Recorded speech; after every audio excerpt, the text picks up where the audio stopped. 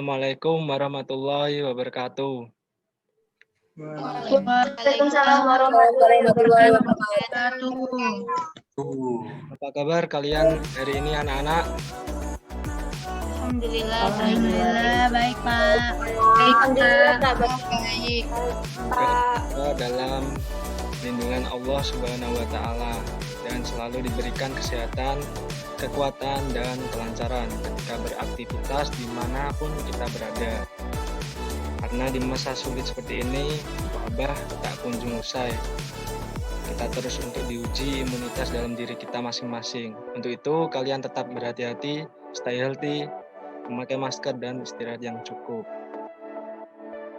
Baik, untuk pembelajaran kita pada kali ini, kita akan belajar mengenai pokok pembahasan mengidentifikasi unsur-unsur penting dari buku fiksi dan non-fiksi.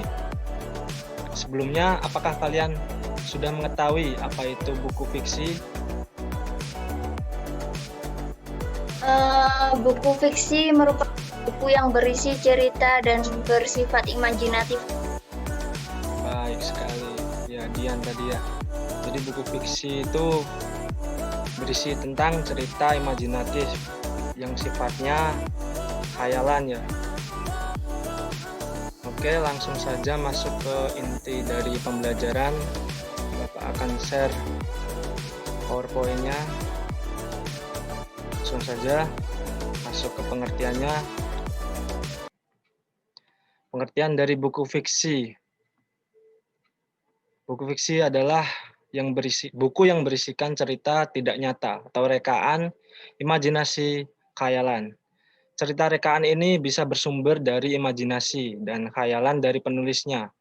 Contohnya adalah novel, komik, dan cerpen.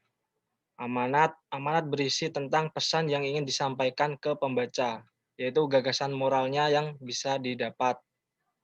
Baik, dari PPT yang sudah Bapak paparkan, apakah ada pertanyaan sampai sini? Ayo Pak mau bertanya. Oh ya, silakan ayo. Apa sih Pak perbedaan dari fiksi dan non-fiksi itu? Oh ya, baik sekali pertanyaannya. Jadi perbedaan dari buku fiksi dan non-fiksi ya?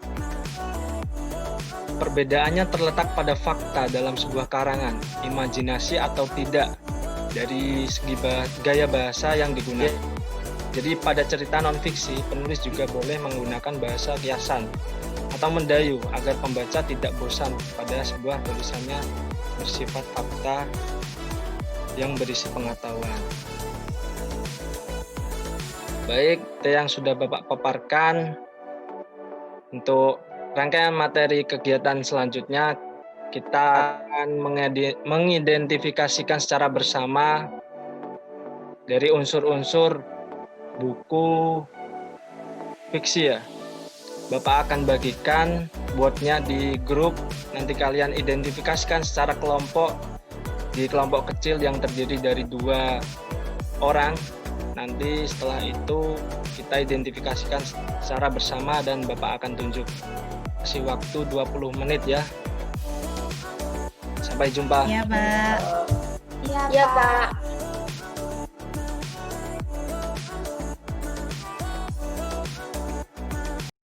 Assalamualaikum anak-anak. Waalaikumsalam warahmatullahi wabarakatuh. Sudah selesai mengerjakan ya? Baik, Bapak akan Pak. dari Pak. identifikasi unsur-unsur novel Negeri 5 Menara. Yang pertama tema ya. Siap? Ya, apa Dian temanya? Tema novel Negeri 5 Menara karya Ahwadi adalah pendidikan. Hal ini dapat dilihat dari latar tempat, yaitu di pesantren, di mana kegiatan utama yang dilakukan sehari-hari tokoh utama adalah belajar. Dapat dilihat sebagai sebuah konspirasi besar untuk mencuci otak. Metode total immersion ini cocok dengan lingkungan yang sangat mendukung. Tidak cukup dengan itu, entah siapa yang menyuruh di antara kami yang membawa kamus, murid dengan buku mufrad. Ya, baik sekali. Jadi tema dalam novel Negeri Lima Menara ini adalah pendidikan ya. Baik, selanjutnya penokohan. Ya, Pak. Saya tunjuk Devi Latifah untuk memaparkannya. Baik, Pak.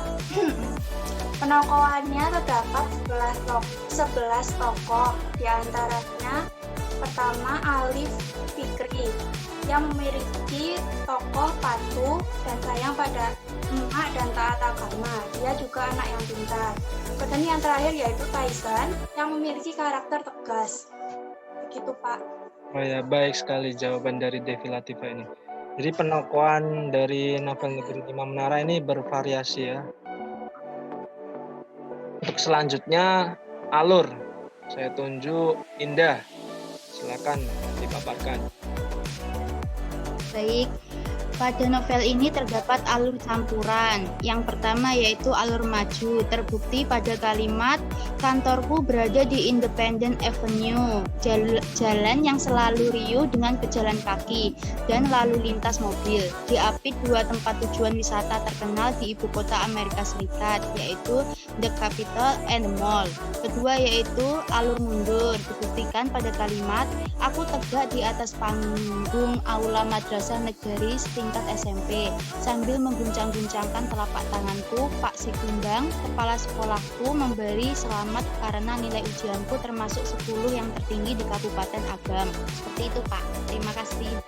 Ya, terima kasih dari Indah ya. Sangat baik sekali. Untuk selanjutnya latar tempat. Saya tunjuk Meliani. Silakan Meli. Ya Pak, saya menemukan di novel tersebut ada latar tempatnya itu di Independent Avenue, Amerika Serikat. Kemudian di aula SMP, kemudian yang terakhir rumah Atang. Dan latar suasananya itu ada sepi, ada emosi, juga ada rasa takut. Kemudian latar waktunya ketika musim salju dan ketika sore hari. Begitu, Pak. Baik sekali jawaban dari Meliani ini ya, sangat tepat dan lengkap. Selanjutnya amanat. Riris. Silakan Riris. Baik, Pak. Jadi pesan yang dapat diambil dari novel tersebut yaitu dalam mengejar cita-cita beserta impian tidak semuanya berjalan sesuai dengan apa yang kita rencanakan. Akan tetapi semuanya berjalan seiring bagaimana kita menyelesaikan rintangan yang datang menghadang dan untuk mendapatkan dan menggapainya. Kita juga harus mengorbankan sesuatu.